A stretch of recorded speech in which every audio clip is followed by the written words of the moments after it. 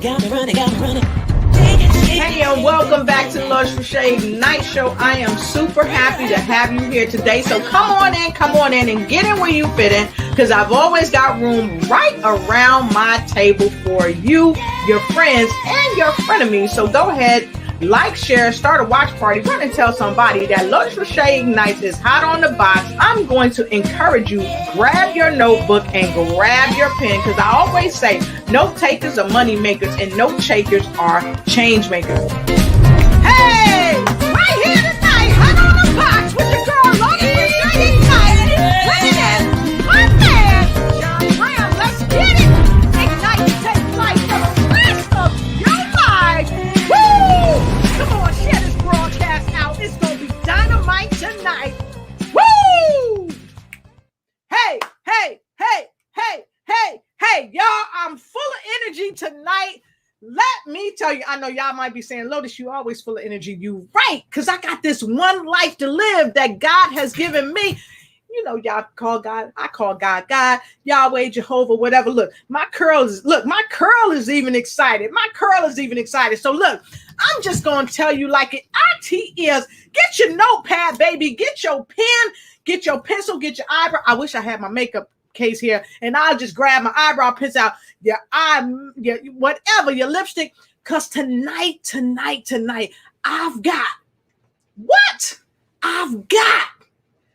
a great guest on with me tonight, Mr. Keeping It Right, Keeping It Tight. Mr. John Graham is coming in the house tonight. He gonna do it right, but guess what? This thing is gonna be so fire. We had news you could use earlier, and guess what? I told the queen of the lymphatic bounce, Pastor Hillary Gooden, that tonight we got news you can use even on the Ignite show. And so I said, Hill, would you like to come over? Because this is some news you could use with John Graham in the house tonight. And she said, sure. So tonight I have got the phenomenal Hillary Gooden in the house with me tonight. And for those of you that are not familiar with Pastor Hillary Gooden, check this out before I bring her in from the studio. Be right back.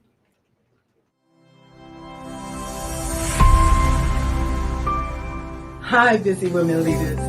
I'm talking to you. Are you juggling your family, your business, your career, and your health? Afraid that if just one ball drops to the ground, everything could fall apart because everybody's looking at you. You're stressed and overwhelmed. You're looking for answers, for help that's real help, for solutions. I have Vibrant Life Solutions that can help you. I am Hillary Gooden, the Vibrant Life Coach, author, speaker, lymphologist, and pastor. I empower busy women leaders with strategies to reduce stress and anxiety while increasing energy, clarity of mind, better sleep, better health, and vitality. Oh yeah, and boost your immunity. If you're ready for that, you say, I need that in my life right now. Let's connect. You can reach me at www.hillarygooden.com. You can direct message me on Facebook or LinkedIn at Hillary Gooden. Or else if you would like to get on a free 20-minute strategy call, a clarity call, go to bit.ly/Hillary Gooden. That's bit.ly/Hillary Gooden. I absolutely believe you got the power to help your body, help you live a more vibrant life. It's your time to live a vibrant life. Would you please put your hands together and do a virtual stand-up for my friend, Miss Hillary Gooden? Woo woo! Hey. Thank you for having me on tonight. I'm doing wonderful, and I'm so looking forward to this guest tonight. It's going to be fire. He is going to be fire. Mr. John Graham is amazing. You know, I shared with you about this book, this wonderful book called Plantation Theory. This young man, he went from zero to a gazillion. I hope that's a number. He went from zero to a gazillion talking about the plantation theory. Now, many of us are not sure what it is, but this is why he's here with us tonight. And so, Hill, I thank you for coming over on the show tonight. Thank you for being on News You Could Use. You know, you're my co-hostess with the mostest. But I got to tell you, we about to get this party started. So, folks, I always say, come on in and get in where you fit in, because I always got room around my table for you. Because why? It's time for you to ignite and take flight in every area of your life. And tonight, Mr. John Graham is going to show you how. So let me tell you a little bit about my guest before I bring or our guest. Hello, because it's going to take two of us to put him in the hot seat. Honey. He came in the studio and I told him it's going to take two of us to put him in the hot seat. He said, well, you know, I'm a graduate of, and I'm used to it. Hello, right? HBCU. Yeah, right. He's ready like Freddie tonight. He is ready like Freddie. And so let me tell you a little bit about Mr. John Graham. Mr. John Graham, our guest, he is the vice president of Shaker Recruitment Marketing Employer Brand Diversity and Culture. He's a speaker. He is an author. But most importantly, he is here with us tonight to help us do some cognitive processing on the plantation theory. And if you do not know what the plantation theory is, do it again, Hill. Do it again.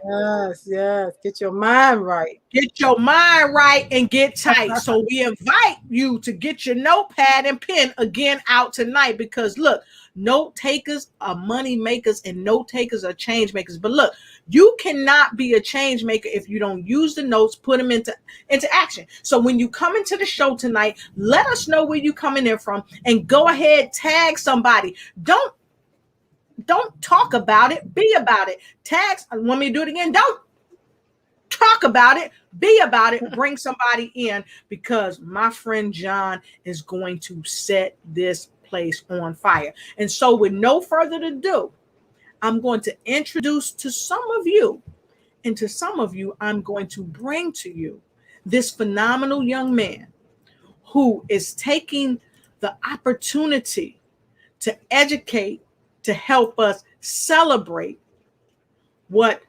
understanding the plantation theory is all about. So I'm going backstage to get him. I'll see y'all in a minute. Hey! Ho! Hey! Yes, who's here tonight? Mr. John Graham, Vice President, Shaker Recruitment, Marketing, Employer Brand, Diversity, and Culture. Come on and get in where you fit in, as he's helping global companies discover the essence of who they are at their core. That's right, he's helping CEOs navigate through the plantation theory. That's right, we're discussing it tonight. The plantation theory, the Black professional struggle between freedom and security. Welcome right here, my friend, John Graham. Only here at the Lotus Richey Ignite Show. It's time to ignite and take flight. Woo! Hey. Oh my God. Hey, welcome. That intro, that energy, I need to bottle that, package it, and sell it, Lotus. Oh my goodness. What a pleasure to be here. Mr. John Graham, we are so happy to have you here with my rider right here, Miss Hillary Gooden. Yes. For those of you that are just tuning in, we double dog dare you share if you care. Why? Share with your friends, share with your dog Toto, so they can share with their dog Poochie next door. But also make sure you share with a friend. Tell them to come on in, tag somebody when they come in, and share with your frenemies too, because you know what? your frenemies need to also know what to do. So we're going to get right into this thing. John, I'm so happy to have you here. You got a phenomenal new book out, man. Oh my gosh. Oh my gosh. So I got your book, and yes, I was sharing some private stuff with Hillary backstage before the show. I'm going to tell you, this book is something you don't want to put down, whether you in your office, at home, at the job, or in your private office where many of us do most of our thinking. It has a white throne, if y'all catch my drift. Okay. So come on now. So John, tonight we are talking about plantation theory, the Black professional struggle between freedom and security. And folks, that is the title of his book as well. And so we're going to jump right in. And look, folks, when you come in, like, share, start a watch party, run and tell somebody about the broadcast tonight. And so we're going to jump right in, and Hillary and I are going to tag team. We got to tag team because he's going to set this place on fire. And if you are ready for Mr. John Graham, go ahead and put a J and a G in the comment block below. And here we go with question number 1. Mr. John, I was going to put you in the hot seat first, but I think Pastor Hillary going to do it for me. All right, let's go. Let's go. So, Mr. John Graham, what inspired you to come to this evening to discuss this powerful topic? Well, first and foremost, it's a pleasure to be here. The opportunity to share digital space, virtual space with Dr. Lotus is an honor, which I jumped at. So, but talking about plantation theory, the Black professional struggle between freedom and security has been something that I think is, it's the world is ready for. The timing, the universal alignment around our voices being heard. With the summer of social injustice, the murder of George Floyd, and the opportunities that were created for dialogue that we haven't had before. And I vividly remember sitting in meetings with 62, 63-year-old Black women who spent 25, 30 years in corporate and have never seen this level of interest in her story. And wanting to genuinely understand the experiences and lived experiences. So, so yes, plantation theory as a book. The opportunity to share that with your audience this evening was a no-brainer. Awesome, fantastic, wonderful. Y'all just don't know right now. My little feet doing like this right here. So look, we're gonna get right into this thing because wow, we want to know first of all how you came up with the title to your new book. Yeah, it's a showstopper when people see plantation theory. But yeah, so plantation theory came out of this notion. I'm a historian. I was an African studies major and education master's degree. So I really I really seek to infuse that background in everything I do. And I knew that when we think about the relationship of Black folks and work in this country, because that is the first instance of our relationship to America was work. But if you think about 1866, when you have 4.5 million newly freed Black folks with no job opportunities, no education, no means of sustaining their own lives or livelihoods, and are now forced to compete with those who formerly enslaved them, as well as an influx of immigrants coming from all over the world, South America, Eastern Europe, Western Europe, and so forth. In that first few years, over a quarter of that 4.5 million people died. So over 1 million plus people died due to starvation and disease and neglect. A very small majority went on to lead independent lives, whether through migration to other countries or other states for better opportunity. But the majority of those 4.5 million, or the remainder of those newly freed Black folks, ended up back on plantations or in those type of labor conditions as now sharecroppers or hired hands. Mm-hmm. And so you juxtapose that with the modern day reality where this notion of freedom versus security. I know so many Black folks who are passionate, who have expertise, who have brilliance, excellence in their corporate jobs, but aren't empowered to do more than what's on their job description. And they're afraid to go off and be independent or entrepreneurial because of the fear of losing security. Right. So this notion of freedom versus security and trying to find the balance between that is what prompted not only the title of Plantation Theory, but also the Black professional struggle between freedom and security. Awesome.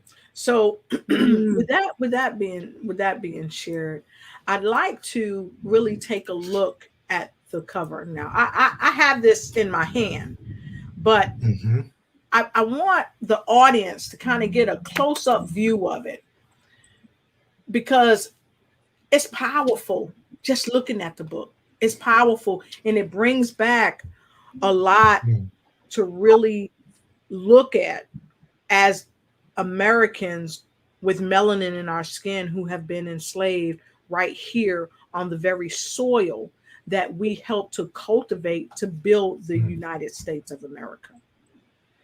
And when I saw this, I said, amazing, amazing. When I saw the book cover, but whoa, when I got into the book, and then you had the nerve, John, you had the nerve to have the foreword done by Dr. Joy A. DeGruy. Yeah. That's right. Now, and for those of you that's not familiar with her, she's the author of Post-Traumatic Slave Syndrome. Okay. And I got to go right to the review that she wrote because, you know, when I saw the review that she wrote, I was like, okay, all right, that's what I'm talking about. And so y'all see, I highlighted this because I was going to bring this in. So she says, with laser-like precision, Graham fuses together our collective cultural memory and experience as he captivatingly describes the contract. So many of us sign. Now, I know y'all wondering what the contract is. You got to get the book. A tacit agreement to don the cloak of cultural invisibility in exchange for the basement keys to the place, or to the palace, I should say. So when I saw that, John, I was saying, wait a minute. Still today, we're getting the keys, but not to the front door. We got to come in the basement and then find our way up. That was powerful for me. That's right. Yeah. And so, folks, just if you look, go to the website, and let me tell you how, y'all know how I do it. Go to the website. I've already put it on the link on your side. Go to the website and buy this book. Buy this book if it resonates with you. And that's all I'm going to say on that. Because Dr. DeGruy, she really put it down in just the review of the book. And so I'm saying, too, to all my viewers around the world, wow. And so Dr. Selena Pinashimo is here, and she said powerful. That's right. We got the host from the Kim Jacobs Show. It's the Kim Jacobs Show. She's here. We get the book. See, before they even say it, pow, it's already on there. Go ahead and grab the book. So we're going to get right back into this thing, and I'm going to leave that up there for those of you that's ready to grab that book. Dive in with both feet, head, neck, arms, everything, because it's about to get further right in here. I'm just saying. So let's talk about this question. Miss Hill going to put you back in the hot seat. Okay, so let's talk about leaving your ethnicity at the door. This is good. Yes. And that's chapter 1. Chapter 1. So after it was important to bring this to the first chapter. Initially, it wasn't going to be the opener, but my editor thought it important to start here. And leaving one's ethnicity at the door, which really zeroes in on code switching. This notion of switching between vernaculars or code or language which is something that we are taught to do very early on in the Black community when navigating white spaces. And so, it starts with a story about my 7-year-old daughter at the time asking my wife a very profound question. And I'll spoiler alert this one because I won't give up too much, but the question she asked nearly paralyzed my wife in terms of being able to answer. And so my wife came to me and said, you got to talk to her. I don't know how to answer this. And so the question that was asked was, Mommy, why do you change your voice when you call the school and when you call the doctor's office? Yes. And my daughter could perceive the difference in the way Mommy talked. And so when she asked me, and I told her the truth, I said, Mommy changes the way she speaks to white people so that they aren't scared. Right? And this is a notion that a concept that we have to wrestle with as we think about opportunity, as we think about reducing threat perceptions, which I talk about in the book, and putting dominant class at ease. And this can mean the difference between getting a job, whether it's on the phone screen with a recruiter, or reducing, even shrinking in size, changing the octave of your voice when you're in physical spaces. So this is something that had to be done over centuries so as not to offend the sensibilities, as it were, of overseers, masters, and white dominant culture in general. Exactly. So we get into it. So here's the thing. I'm gonna try something right quick. See if we can add a little flavor behind us. That might be a little too busy, but look, A lot of folks, y'all just saw that change, right? Y'all just saw that change, right? Yeah. And this is the change we do. We get colorful like that. We make up some stuff. So I want to ask all of you, do you identify with what John just said? Have you done it yourself? If you've done it yourself, say, I have. Say, I have. Okay? Because here's the thing. I have too. I think many of us in the United States and globally, because I've traveled all around the world and I've seen this just about everywhere I've gone. And so we're not preaching to the choir. We already know that this exists. But what I love, John, is that you talked about the code switching. And if any of you out there knew what code switching was before now, go ahead and put a 3 in the comment block below if you knew about what code switching is. And if you don't, put a number 4. If you didn't know, because it's okay. That's why you're here for the Lotus Richey Ignite show, because we ignite and take flight in all the coldness of your life. Okay. So let's talk about the code switching and how you learn this while you was watching your mother execute it with excellence. Because in the book, you talked about it. I got notes and everything down here. So let's talk about that. Yeah, you'll have to figure. Okay. Can you hear me okay? Sorry. Yes. It's okay. You have to forgive me. My daughter's actually trying to FaceTime me as we speak. Okay. So anyway, yes. So I wait, John, you might want to take that call, by John. watching. John, you might want to take that call. She might say, Daddy, why didn't you take my call? Baby, I'm on a call right now. I cannot talk. You got to stop calling. And I muted him, y'all, because that's his private business with his daughter. And guess what? She might come on the show and say, Miss Lotus, why my dad couldn't talk to me on about the code switching. So John. All right, we're back. We're back All at right. it. Thank you. We adapt in these COVID streets. Yes, we do. Yes. So I grew up watching both of my parents who were professionals. My father, was management at a very large auto manufacturer, executive side, corporate side. My mother, was corporate as well. Both of them master's degrees.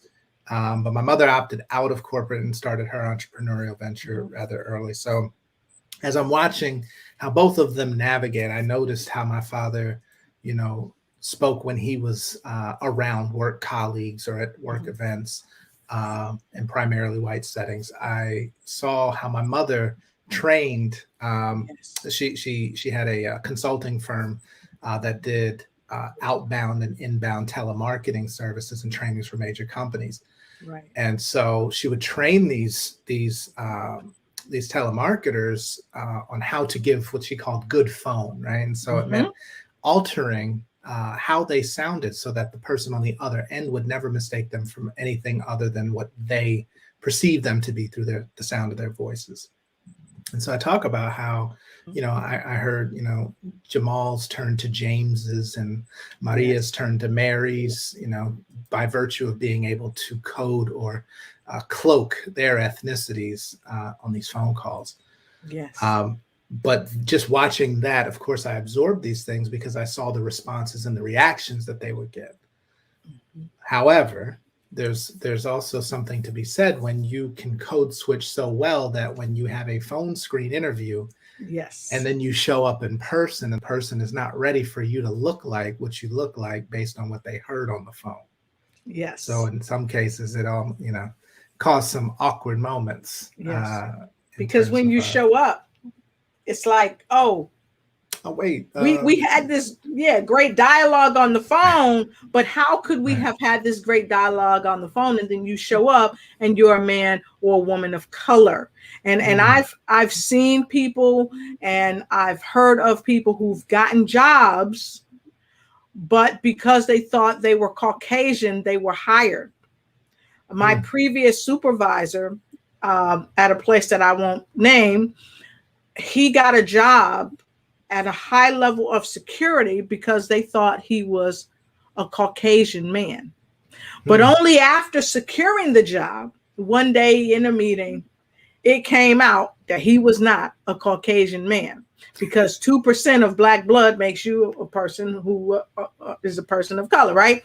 So I am very, very familiar with that. And many years ago, back in the 40s and stuff, and probably even beyond that, people, they kind of hid the fact that they were a person of color because of the prejudice that they witnessed in this country and abroad. That's right. So what they did, they downplayed it. And I talk about this book by Bell Hooks all the time called The Sisters of the Yam. And she talks about playing fool to catch wise. Because years ago, we were persecuted for even reading. And God only knows what would happen if they found out we was on Facebook Live doing a show. So the vernaculars that we use has helped us. And the code switching has helped us kind of take a second step above when we talk about playing the game of life. Because the playing field is not balanced. So I wanted to also first thank you for highlighting that, because that was phenomenal in the book about the ethnicity, checking your ethnicity at the door. And here's something else too. I want to trickle back to that one, because a lot of times when we do business with each other, I really think we need to check our ethnicity at the door. Because oftentimes we come in the door and we're thinking that we should receive some other than treatment because we're the other that you say other in the book. Okay. But you don't say this. That's right. We feel like we should, get some type of hookup treatment when we're dealing with people of color instead of doing the come up treatment. I'm just going to come up and deal with you as a business owner, not seek to get the hookup because you're a melanated sister or brother. So when we do business, we need to check our ethnicity at the door. Can you speak to that a little bit? That's an interesting concept, and I've had plenty of conversations across platforms about this very thing.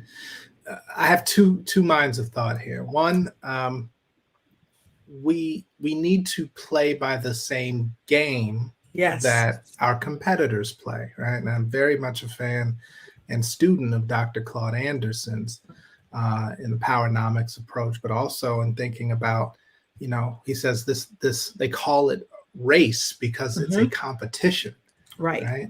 And when you think about the other cultures that play by that identify themselves by their most common characteristic, and then they play as a team, we are the only ones who don't do that. Right. So you think about how there's a built-in communal obligation in other cultures, where the first thought is, if there's an opportunity to do something, I'm going to bring in somebody that looks like me, that is of my culture, shares and harnesses the same values and so forth. We don't think that way, and for reasons that are very obvious, right? Because we weren't allowed to. In fact, it was forced out of our culture to be communal and to collaborate and connect.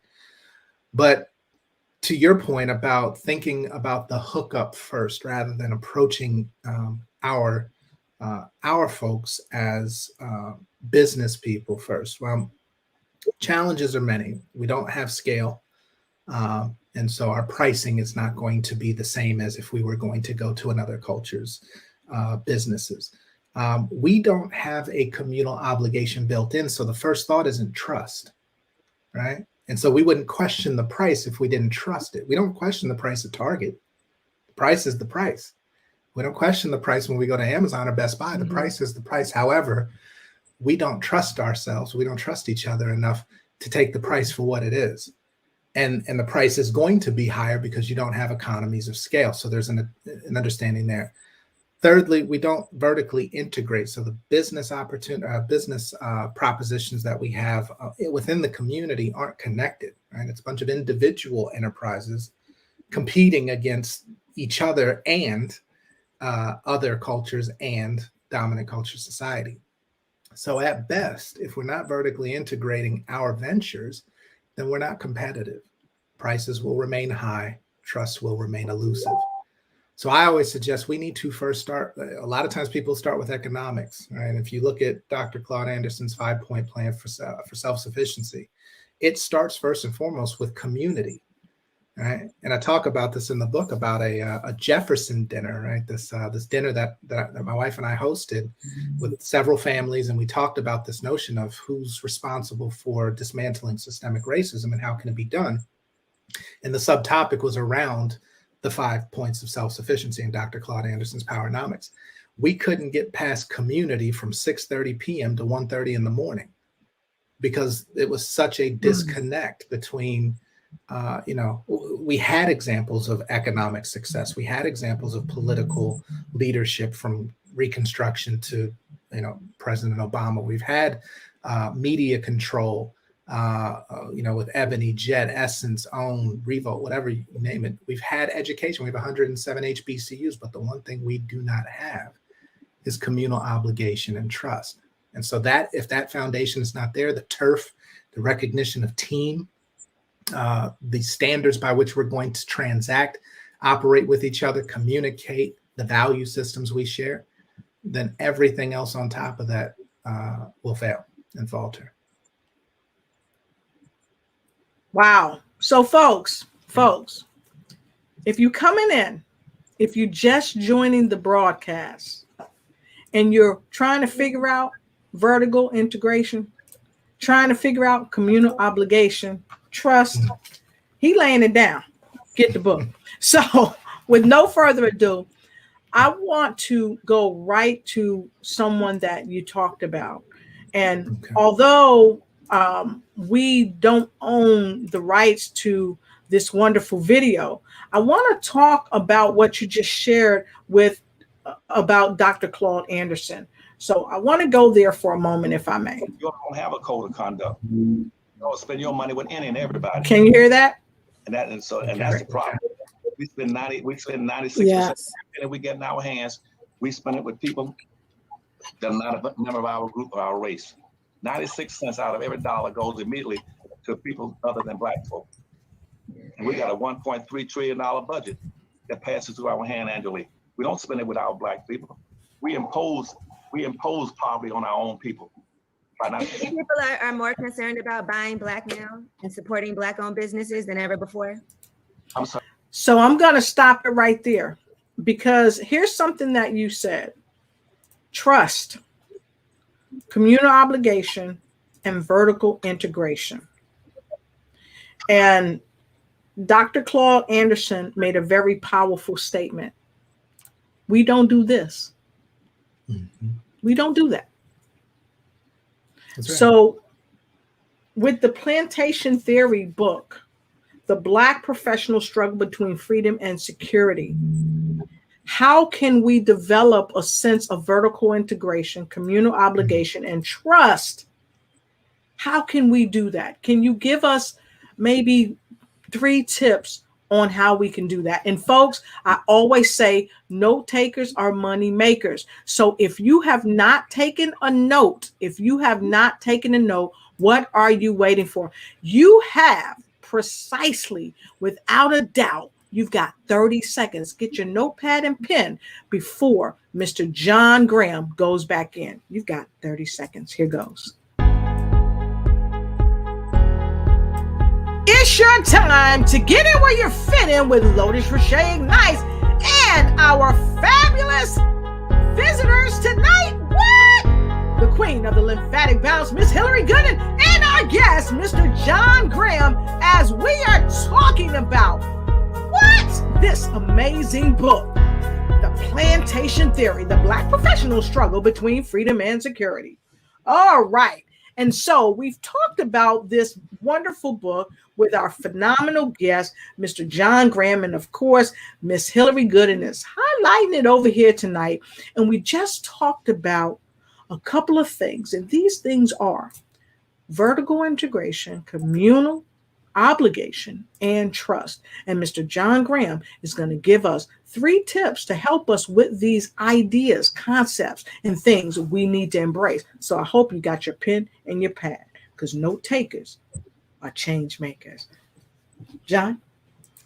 Yes. So I'll simply say there's a couple of things. One is a little bit unorthodox. I've said before that I think the most pressing example of our communal obligation at play, our ability to coalesce, connect, collaborate without question, is at a cookout. When the cha-cha slide comes on at a cookout, what happens? People look around, they get up, they go to the floor, they get ready, and they go. Did anybody take a poll, get consensus? Are we going to do the same steps together in time, in rhythm, in unison? No, it happens naturally. So it's not a matter of capability. Yes. It's what are we applying that communal obligation and connection to? So that's one. Right. Just study the cookout next time you go, and just watch those moments of where we don't need consensus. If you think about Black Wall Street, Tulsa, Oklahoma, if you think about the hundreds of Black thriving communities, Tulsa being probably one of the most successful and most well-known, vertical integration meant that each business owner, each member of the community had a part to play for the success of the whole. This unfortunately disappeared, was disintegrated or destroyed at the point of integration, right? When 1964 Civil Rights Act, Black communities now had access to white communities, patronizing white businesses, leaving their communities to go to white schools and so forth. What we know is that we still have a generation or 2 in some cases, if we're fortunate, who lived through those times, who had to rely on Black-owned businesses because there was no other option. Start talking to your elders. Yes. Find out what the daily commitment looked like. What sacrifices did they make to ensure that they supported their neighbor, their local corner stores, the local repair shops, business people in the community and organization, and take notes. There are blueprints for this, right? This is not, again, a foreign concept. We've done it before. And I'll say lastly, start having more conversations about open creativity of what a new Black community would look like. And I don't just mean places where Black folks live, because that doesn't necessarily make it a community. That's more of a neighborhood. And in this case, a lot of times we don't even know our neighbors' names. But what would it look like if you were to dream of a new community where there were and start by thinking about what would those requirements be to live in the community. Think almost like a homeowners association, right? What would that agreement be for membership and maintain status within this community? And start to think about what are the requirements? How are we going to greet each other? How are we going to transact, engage, support, hold accountable without, admonishing, but to support and uplift? Like, these are the conversations. We're PhDs in our traumas, but it's hard to create and fathom what freedom would feel like if you've never tasted it. And so I would say, let's commit more energy to speaking of what the future could look like. And there's plenty of blueprints and resources around to fuel those conversations. Awesome. I love it. And so as we talk about conversation, I want to go right to our viewers, and I want to thank each and every one of you for coming in tonight, especially those of you that join us week in and week out, sometime almost every other day. You're here with us, and we're happy to say thank you to you. So thank you, Angela Elting from Washington, D.C. We're happy to have you. Hill, who else do we have? Oh, we got, wow. Celestine. I'll go with Celestine Kombaka. Might said that right. Watching from Kenya, Nairobi. It's lit, though the date has passed. All right. I know.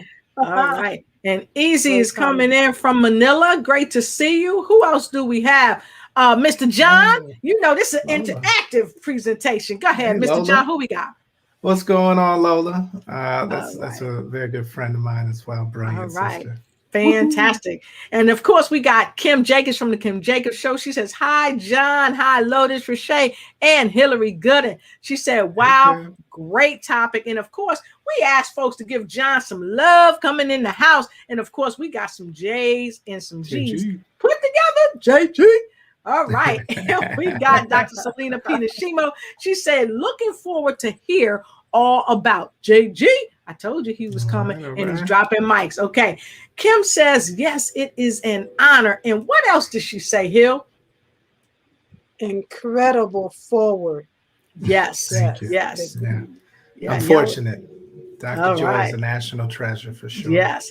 And Wang Lee, hello. How you doing, Wang Lee from Benando? Happy to have you here as well. And of course, they said where they get the book. And of course, y'all know I'll put it in the chat on your side. So all you got to do is click on it. Dr. Selena Pinashimo said powerful. And Kim just bought the book. So let's hear it for Kim. Woo woo! And if you got the book, let us know that you just bought this very powerful book. She said very enlightening perspective. Okay, Lawana Parker, how you doing? She said, my mom did. My mom did. Thanks, Mom. Fantastic. And if you would, John, go ahead and read that. Let's see here. Lola Bakari says, globally too, I hear Nigerian people adopt British accents when talking with white British people. Very true. That is a code switch. Yeah. Code switch. I also want people to take into perspective that code switching is not relegated to marginalized people. White folks do it as well. Exactly. But it's typically along class lines, right? So when you see somebody of lower socioeconomic status in a place of higher class or higher net worth or socioeconomic statuses, they dress different, they alter their speech. And when white folks are around Black folks, you see that sometimes they change their speech patterns. So exactly. It's, of which I don't like.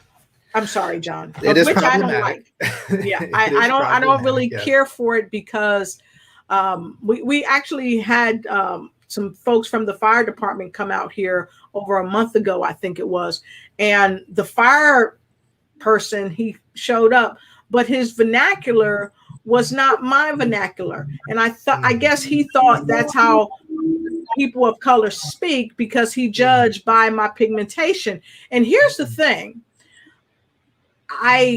The way I spoke to him, I think made him understand that's not acceptable, because that's the thing, because people group us by the color of our skin. Even Caucasian people, we group them, many of us, by the color of their skin. Chinese people, African people, from Africa who have darker pigmentations. We group them. And I think this book, The Plantation Theory, is causing people to wake up and realize that it is pervasive, not just from an African American or a Black American, however you identify. It's pervasive.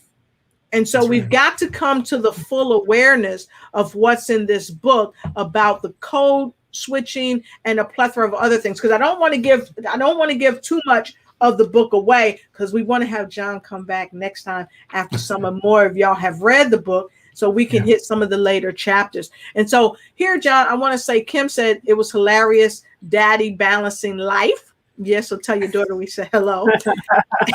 And we have Phyllis Weaver from North Carolina. She said, good evening, friends. And she said, it's a way of life. The norm code switching. It is. And then she said, speak the truth, Dr. Lotus. Give the brother or sister a hookup. Y'all know what it is. And of course, Kim said many good points. And Miss Hillary, who else do we have speaking to us tonight? Oh, wow. We got the incredible Barbara Holmes Smith with us. And she says, say that, check your ethnicity at the door. Stop looking for a hookup. Approach us as business people. That's just how she would have said that. Yes. Trust is key. Yes, it is. And you know what? Yeah. She just came back from Africa. She was over in Africa. Yeah. She had a phenomenal time. So it was great to see you, Barbara. Welcome back home. And Miss Phyllis, what did she say, John? And then we're going to get right back into things. Yeah, she suggests that we've been socialized that because of our lower prices, that usually affects our average economy, they deem our service to be not as good as the mainstream business.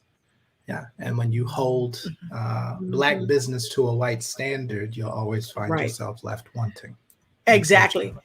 And I think this also trickles into what Angie said. She said, many kids today don't know their family history or community. And, you know, John, I was with my family this past weekend because a family member passed away. And I got to talk to my aunt, who's approaching 90 years of age. And I sat there and I listened to her. We talked about some plantation theory, and she really enlightened me to a lot of things. And you know, John, I said, wait a minute, I need to be recording this. So I took out my camera, and you know, I got my professional camera all in the face. I took out my camera and I began to record, because she gave golden great nuggets. And that is where we've got to go back. And so let's go back to our next question, because I think it's really important, because you shared about the code switching. Now let's talk about what is assimilation development, and how did you become aware of it when you were faced with some challenges with your former supervisor? Yes. So I was dealing with consistent challenges of communication with my direct manager, in which case I had one-on-ones with their manager on a biweekly basis. And so I brought these challenges up. But as we were talking in general, I just asked the question, you know, when you hear development in a professional setting, what does it mean? You know, because you hear the term, you know, whether it's learning and development, whether it's leadership development, what's implied with this term development? And so assimilation development is this concept of, you know, really being absorbed into the culture of a company, embracing, adapting, understanding the norms, the cultural values, and what's expected from certain levels of leadership. To which then, you know, led me down a path of also hearing, you know, from that manager, that leader, around the topic of me having communication issues, that I needed to understand the weak signals and the tea leaves in what this person was saying. And it really vexed me. I mean, it took me a few weeks to really process that. And it wasn't until I had a conversation with a Black colleague of mine who said, yeah, I mean, we don't talk like that, right? We weren't we weren't raised to be vague and veiled and coded in the way that we engage. And so after digging around and really thinking through communication styles culturally, I was reminded that African-centered cultures don't have gray areas in speech, right? Things are very absolute. Either they are or they are not. Right? Exactly. We don't deal in this veiled encoded language, but it's a very Eurocentric concept or notion to withhold your intention, to be veiled and not direct.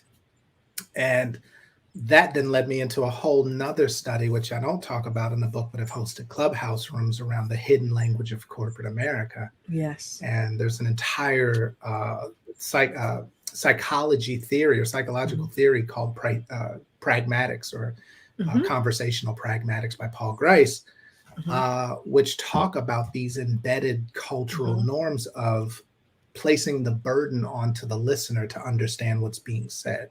Rather than the speaker being direct, transparent, and honest. Yeah. Because transparency and honesty are not synonymous, right? We hear transparency, we think honesty. That is not what honesty, that's not what transparency actually means. Right. So all of these things coming to the forefront of understanding that we don't speak the same language in corporate America, right? This notion of assimilation doesn't factor in that unless you're in proximity or have access to dominant culture, language growing up, or going to a historically white institution, then we as Black folks at best are speaking about 80% of English.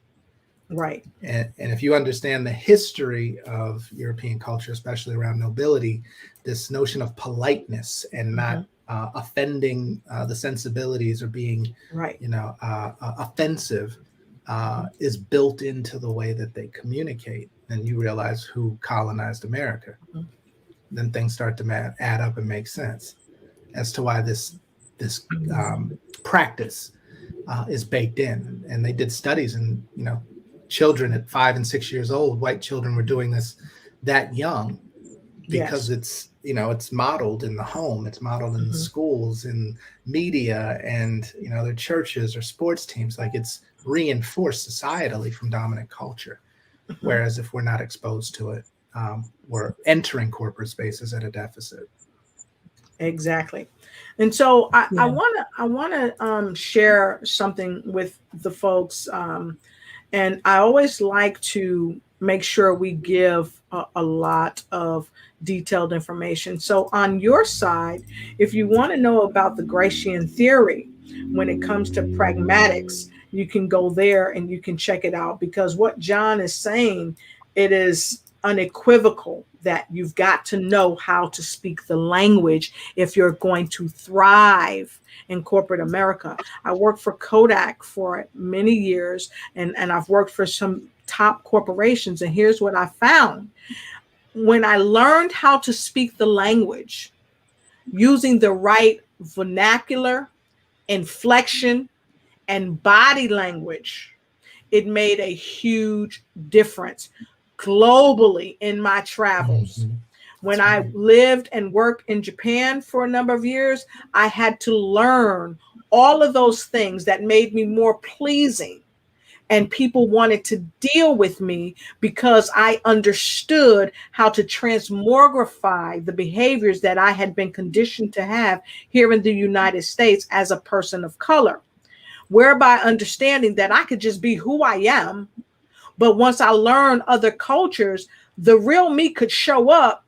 But at the same time, I was using their culture to weave my way in to say hello. And it makes a huge difference. So I want to ask this question. Well, I want to read an excerpt from your book, if I may, before Miss Hillary put you back in the hot seat.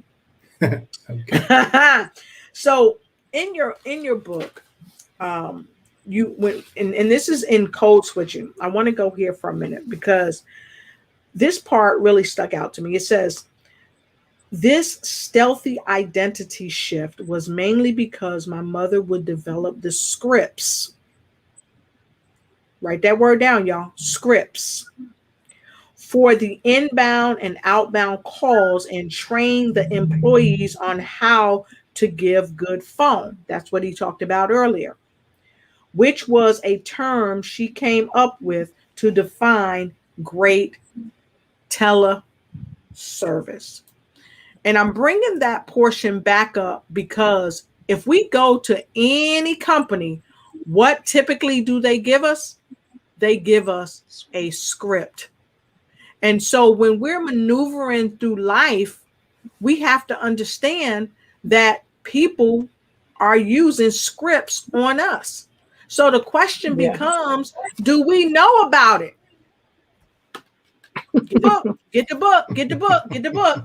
And so I want to thank Mrs. Robin Hurd Graham. Mrs. Robin Hurd Graham.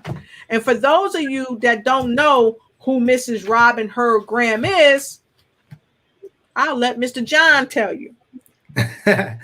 My first fan, actually, that would be my mother, one of my biggest inspirations and biggest supporters. It is not uncommon for my mother to pop up in clubhouse rooms that I'm speaking in and jump in, and she's got more knowledge and value added insight than I could ever have. So it's it's an honor and a pleasure. Thank you for shouting out. I believe she's listening. We may have to get Mrs. Graham here because her knowledge, a part of her knowledge is in this book. And that is why we have to learn from our elders, because what they have to impart in us will change the very trajectory of our lives. What do you think about that, Hill? Absolutely. You know, with my mom, she went through a lot of things, being the first Black in different situations, and her as a child, and then later on as an adult on jobs, being the token Black person, the token Negro, you know. So yeah, I've learned those things, a lot of things from her as well, you know, how to be.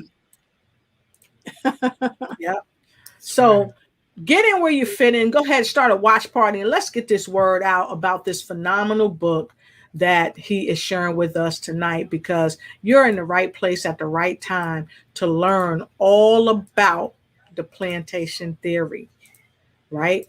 It's the Black professional struggle between freedom and security. And for our counterparts all around the world, this is a wonderful time for you to learn about some of the struggles that we have in the office with you, about some of the struggles we have when we come to your establishments, some of the struggles you have when you come to our establishments, and the why. The why. The why is between the lines of the book, but you got to get the book to get the lines, right? So I'm going to double back. And I'm going to do one other thing before Miss Hillary puts you in the hot seat, because we're drawing nigh to the close of our broadcast, and we've got to bring John back. If y'all want Mr. John to come back, please go ahead and put a number 10, because he's a perfect, well, I don't want to say perfect God. I know nobody ain't supposed to be perfect, but God, John is the man. Put a 10 in the comment block below. And when you put that 10 in the comment block below, go ahead and there you go. Make sure you get that book.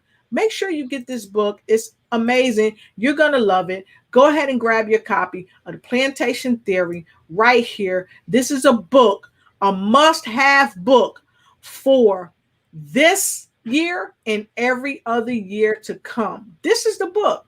So go ahead. You can grab it on Amazon. You can go to the link. I've left you the link. Dr. Joy A. DeGrew, she said you need to get this too. What can I say? And make sure you check out John. Check him out. Connect with him. You will be happy you did. Get the book. And then we're going to talk some more, y'all. Get the book. Okay. So with that being said, I think Dr. Hillary Gooden, the queen of the lymphatic valves, gonna put you back in the hot seat. All right now. All right, so this is our final question of the night. So John, let's talk about absoluteness in the ancient cultures that still exist today.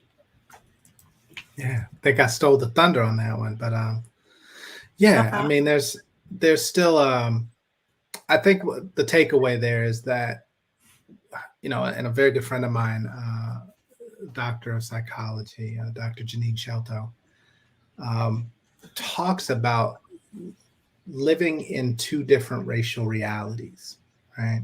And understanding that how we approach situations, how we approach environments has a lot to do with the racial reality we view the world through and exist in. So I think if we're talking about doing, this work, I'm a DEI consultant, employer brand builder with Shaker Recruitment Marketing. And what we're helping companies do is to start thinking through what are those default norms that we expect incoming talent to assimilate to. What kind of language are we expecting them to already have? And if they don't showcase it, what are the implications? What is the liability for not being able to speak these, these different languages or understand these norms? If we think about, African immigrants who come to this country and do quite well, right, excel. Yes. They have, the friends that I have that I'm very close with, their commitment to success and navigating these hallways by doing what's required. There's not this, we have debates and discussions all the time. Some of my good friends about, Black Americans versus, Black African immigrants, and the differences in how we operate, right? And so that's a very long conversation, probably a whole nother conversation as we think about diaspora, experiences versus Black American experiences. But this commitment to doing what's necessary to excel, right? A different push and pressure and communal or family obligation to success and all of these different things. Those are things that are baked into the culture. And I think that Black Americans and Black folks from the diaspora have a lot of cultural exchange to do still. Right. Yeah. We need to understand. I very much love to sit in the homes and watch the different norms of my Nigerian family friends who know that anywhere they go in the world, as long as they have a Nigerian family member there, they're good, right? And can stay for as long as they need to do what they have to do. Like these concepts, the cooking, all of these things, we need to exchange more culturally and build some better bridges to understanding there. But yes,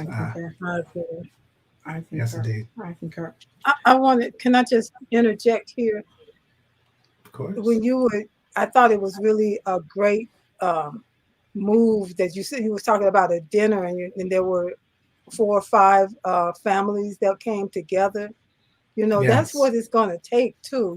Getting together and having some conversations to open up some of this stuff. That's right. I love that idea. Absolutely. Yeah, it's right. It's not a notion that I came up with. A very good friend of mine who hosted what's called a Jefferson dinner. I sort of expanded on the theme and made it a Jefferson Obama dinner, but it's this notion of bringing brilliance together, right, from different walks of life, different industries, different backgrounds, socioeconomics as well, and having a discussion around a singular topic, right? So it doesn't leave way for getting off topic, but you're bringing this collective brain power together to really dig into some complex issues. And it's amazing what you get out of it. I mean, it's the concept of diversity in the workplace and all of the benefits that having diverse perspectives brings to a business solution. Why aren't we doing these kinds of things in our homes, in our personal time amongst families from different backgrounds, walks of life, and socioeconomic beginnings? It's amazing. Yeah. Thank you. Looks. So, Dr. Lotus, you just kind of letting this kind of flow on the wave. So listen. I said, Hillary, you trying to burn his booty up, ain't you? You just went there. So we do have one. We do have one last question that we're going to ask Doc. I call him Doc. But listen, folks, if you have a question that you want to pose, and thank you, Miss Phyllis. She got the book. Thank you so much. We appreciate you. We appreciate you. Love it. Love it. Thank you so much. And I'm gonna thank you right now, John, for my autograph copy of the book. Hey. I appreciate you. I'm happy to invest and support you in this movement and this way of life, right? Way of life. And Phyllis said, thank you for all these golden nuggets and the nuggets. Y'all don't forget the nuggets. It's the little morsels that fall off the big nuggets, right? So listen, folks, we're going to come back. We're going to take a quick break. We're going to come back with the final question of the night, and then our final words of wisdom, because we are just past the top of the hour. But this has been a remarkable show. And for those of you that's just joining us, make sure you hit the replay, because the topic is fire. Plantation theory, the Black professional struggle between freedom and security. So look, we'll be right back. And if you still have not gotten your notebook and your nuggets, and you still have not gotten your book, what are you waiting for? Move into action. We'll be right back. Thank you for watching the show, and be sure to follow us on Instagram. Like and share, and let us know that you care. Also, let us know what other type of shows you'd like us to present just for you. Thank you.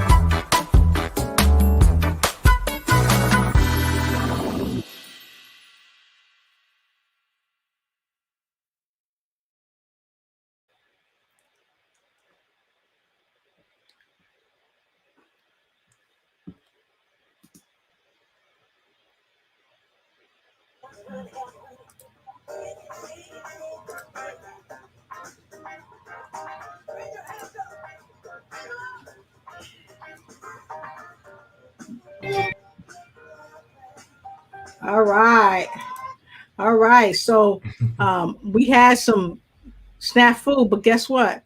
Y'all stay put. Check this out. Oh yeah, y'all thought we was gonna stop right there. You know how we do it here at the Lotus Shade Ignite Show. We keep it right and tight. We have Mr. John Graham here this evening. He came, he saw, and he dropped the mic and did what he liked as we talked about plantation theory. He's been helping people all around the globe with their companies discover the essence of who they are and who they want to be. Now join in with me and grab that book, Plantation Theory, as we discuss the plantation theory, the Black professional struggle between freedom and security. Woo! Share this broadcast only here on Lotus Shade Ignites. Keep it right and tight with John Graham, and get your Plantation Theory book tonight. Come on.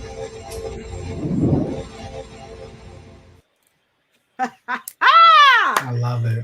Yes, welcome back to the show. And we are at our final question for the night. And we want to thank each and every one of you for keeping it right and tight as we discuss the plantation theory, the Black professional struggle between freedom and security. And so our last question tonight is this: the world doesn't stop when you're at work calling in black. Can you tell us what that means? Yes, I can. I think it became more familiar in the past year, especially with the murder of George Floyd, and this notion that when something so traumatic happens that we see, and we see it on repeat, when we see the killing of somebody that looks like our brother, our cousin, uncle, father, sister, mother, auntie. And then we have to go into work the next day, and we're sitting in meetings where people are asking about deliverables and project timelines and costs and things that are so far out of your mind because you're still dealing with and processing what you've seen, witnessed, and your own fears, fears for maybe yourself, fears for your family members and loved ones who may be at risk just walking out of their homes. And so this idea of calling in Black or calling out Black and taking that time for mental health to really sit with and process the emotions you're dealing with and being confident in taking that space and taking that time to not go into what can sometimes be hostile environments or indifferent environments. And I talked about an experience back in 2016 when the world witnessed Philando Castile's murder on Facebook Live. You know, when I went back into work, I had coworkers asking me, how was my 4th of July? And I was so withdrawn. I was angry. I was hurt, scared. And for that not to even be on their radar. Right. And so now I think, with not only a pandemic, but also the world's coalescence around action and social justice and conversation and dialogues that haven't been had, and a focus on mental health and the importance of it. This idea of taking that space and taking that time to really collect your thoughts when you just aren't feeling it, right? And take care of yourself and your own mental health before returning to these environments at work. Right. That's awesome. So, Miss Hillary, Yes. well, I really want to say, what do you have to say in regard to what he said? And then we'll go right into our golden wisdom nuggets, final words of wisdom after Dr. Hillary. There were times I worked predominantly with all Blacks, and there were a few whites. So that was a whole nother situation, and we had quite a few Africans that worked with us. But what I found amazing is that just like what you were talking about, you come in after some horrific event happened and you come to work and people weren't talking about it. Yep. These are African American people. And I'm thinking, am I the only one here? How could you just go with the day like it's just any other day? I don't get it. What is that? I don't even know what that is. So I can only come from that perspective, but I've seen the same type of thing working among my own. So Right. I don't even know what to call that, Graham. You would have to help me out on that one. Yeah. And I just wanted to say that. Yeah. I appreciate you calling that out. Sometimes we don't have the language, nor do we have the security, right, to bring these topics up in a work environment, because historically these are things you don't talk about at work. Right? Exactly. Politics, religion, race. And sometimes you can't even talk about them at home because your parents oftentimes has been so socially modified not to talk about it out in the open, and they don't want to talk about it behind closed doors because, let's face it, it is a tough subject.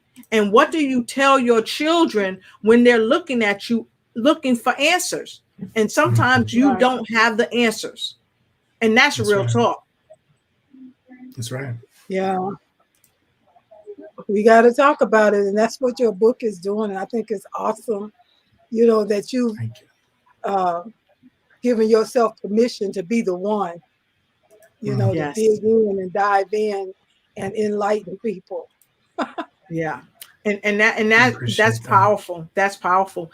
And so as we talk about being enlightened, we talk about really learning more and doing more. As we begin to close, go ahead and share your love with John tonight. I encourage you, if you want to change your life, if you want to change the life of someone that you know and that you love and that you care about, I encourage you, go ahead and get the book. It will help you.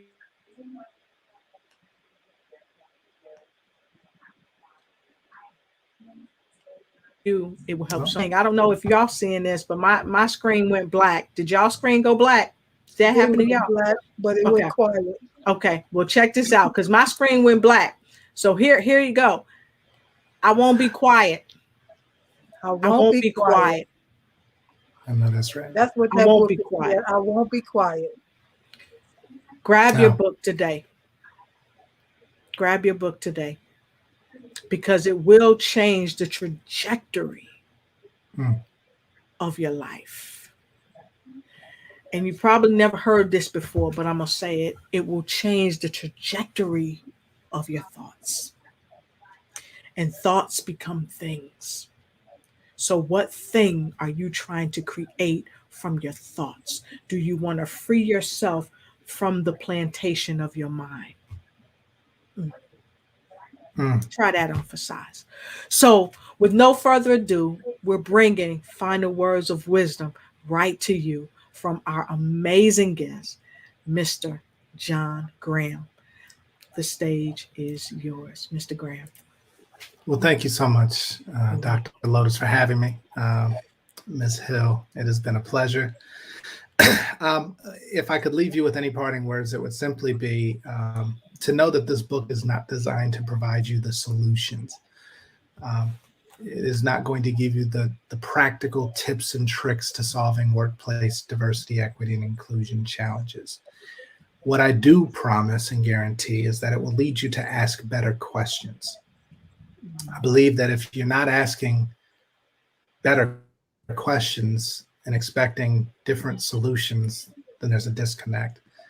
And so I want to push people out of discomfort. I want to push people, out of comfort into discomfort, and really revel in some of the questions that I pose and see how those could be applied in spaces where you're seeking a change. We really have to focus on and examine the lived experiences of marginalized talent, which is the work that myself and countless others are trying to do now. But it all starts with better questions. So thank you. Thank you again for the opportunity. You are very welcome. Miss Hillary, would you have your final words of wisdom for the show this evening? And thank you. Absolutely. The thought just came to me as our guest John Graham was speaking, is that this book is provoking that, I don't even know what to call this, but poking the bear in the room. You know, it's going to create conversation, you know, because when you poke the bear, something's going to happen. You know, you either going to get free or you're going to get caught up for real, you know. But even in getting it, it's still a way of navigating to your freedom. And I think it's time for, like he spoke at one point earlier in the show, it's time now that more people are ready now than ever before for this poking the bear in the room. So thank you, John Graham. Awesome. Thank you, sis. Awesome. And folks, y'all know my final words of wisdom. I don't have to tell you, but I'm going to tell you. Support my broadcast, please, and thank you. I love you. I appreciate you. It is because of folks like you that support my broadcast that I can do what I can do, but not just me. People all around the world with a message for the world that has to be heard. And so it's folks like John Graham that's helping us to help ourselves absolutely make the change that we want to see. You know, we are living in different racial realities, and it's okay. But here's the thing. We got to make sure that we are asking the right questions. And his book will help you and me and people around us to think and ask better questions so we can live better lives. Is it the be all end all? No. But is it a book that will open your mind to help you think about plantation theory and how it's affected you and how it can change you? Yeah. So you got to get into discomfort so that you can get into the comfort of freedom. So those are my words of wisdom. And don't forget to join me tomorrow night on the Lotus Richey Ignite Show. And join us again on Friday for more news you can use. And until I see you again, thank my friends, Hillary and John Graham. Thank you so much. So look, folks, we appreciate you. Make sure you share this broadcast. Make sure you like this broadcast because we're going out doing what we know how to do and bringing Lotus Richey Ignites to each and every one of you. All right, we're going out dancing. Y'all ready to dance a little bit? Come on, y'all. Hey, let's get it. Let's get it. Woo! Hey, John Graham came to the show tonight, y'all. He did what was right, and he showed us about what? Yeah, you got it. Plantation theory. That's right. Helping global companies discover the essence of who they are at their core. That's right. And he's done it for you tonight. With plantation theory, the black professional struggle between freedom and security. I'll see you next time. Woo! See you next time. Only on the Lotus Richey Ignite Show. Thank you to John Graham and Hillary Gunning. Good night, ignite and take flight in every area of your life.